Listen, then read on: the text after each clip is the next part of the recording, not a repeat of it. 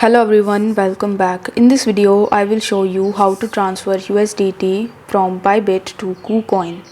For that, you need to launch your Bybit mobile application and then you will have to tap on Assets tab in the bottom right hand corner of the screen.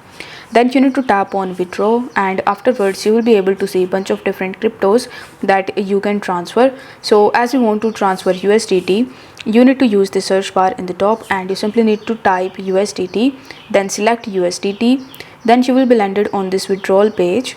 Now over here it will ask you to provide the withdrawal address. So we need to get this address from Kucoin.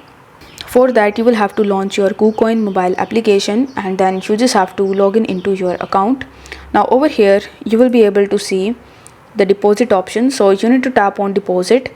After that, among the given cryptos you will have to tap on USDT.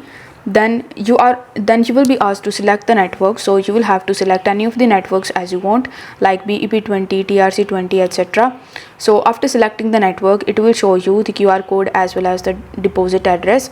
So you need to copy that address from here and you need to come back to Bybit and you simply need to paste that address in this section. Then you will have to select the network that you have selected in Kucoin.